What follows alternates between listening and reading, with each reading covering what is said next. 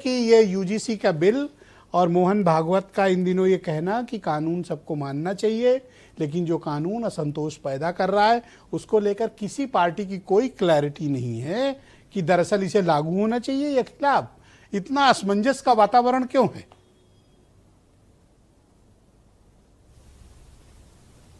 देखिए, ऐसा है कि नरेंद्र मोदी के नेतृत्व वाली सरकार ने एक टेस्ट मूव किया था जांचने के लिए, और जो भारी पड़ गया इससे मेरा मतलब जिस तरह के रिएक्शन आए हैं आप खुद देख लीजिए कि महीने भर के भीतर आपको लग रहा होगा कि उत्तर प्रदेश जैसा बहुत उर्वर राजनीतिक राज्य एकदम जैसे उथल पुथल सी मची है, ऐसा अंडर करंट दौड़ रहा है जो बहुत नेगेटिव असर वाला है। तो इसका एहसास, इसका अंदाज़ा तो भारतीय जनता पार्टी की टॉप लीडरशिप को हो ही गया।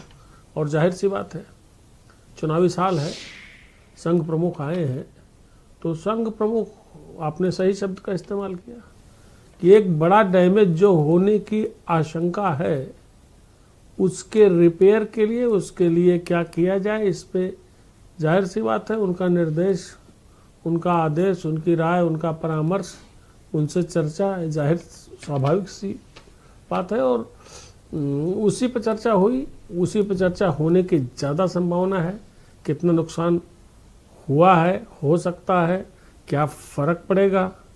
और बहुत अच्छी बात इस पूरी डिबेट में आपने कही कि क्या 2024 का जो सबसे बड़ा नुकसान भारतीय जनता पार्टी के कमाऊ पूत उत्तर प्रदेश ने दिया था, जिससे अकेले दम पर पूर्ण बहुमत की सरकार बनाने से विरत रह गई भारतीय जनता पार्टी, उस चोट के असली कारण क्या थे, उस चोट की जातियां कौन सी थी। तो ये सारी चीजें हैं, लेकिन मेरा एक मानना है, पिछले मेरा भी एक मत है कि बीजेपी ने इसमें खुद को चोटिल केंद्र की सरकार ने जिसकी चाह में सुनील साजन की तरफ झपटे थे, मांग को वो मिला या नहीं मिला वो तो बाद में पता चलेगा, लेकिन हेमंत तिवारी वाला कट गया, लग रहा है ये मामला गंभीर हो गया। नहीं, मेरी आवाज आ रही है कि नहीं? आपको पूरी आ रही है, आप ही की तो आ रही है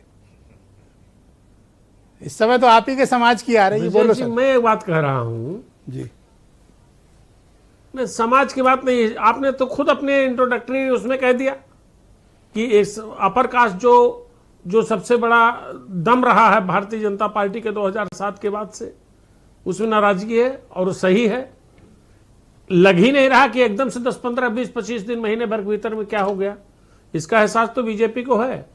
लेकिन मैं एक बात कह रहा हूं जी कि जातीय जनगणना की मांग को स्वीकार करके उस पर आदेश देने के साथ ही भारतीय जनता पार्टी की टॉप लीडरशिप, जिसको हमेशा निर्देश प्राप्त होता है राष्ट्रीय स्वयंसेवक संघ का, उसने ये सोचना जरूर शुरू कर दिया कि हमको भविष्य की राजनीति में काफी हद तक प्रो ओबीसी जाना होगा।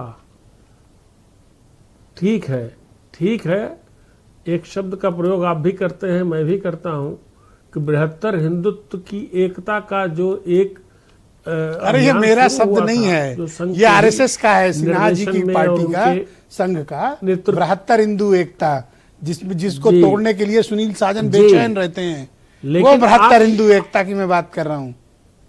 आप ये भी देखिए, आप ये भी तो देखिए साहब ना जी, आप ये भी देखिए कि जातीय जनगणना हुई तो कौन कितना होगा इसका अंदाजा का किसी को नहीं है। अरे बीजेपी को फायदा नहीं मिल रहा है इस समय, जितने कदम उठा रही कुछ ना कुछ गड़बड़ हो जा रहा है। ओबीसी और दलित मिल करके इतने ऊंचे। जी हेमंत जी, वीरेंद्र जी भी आ गए हैं।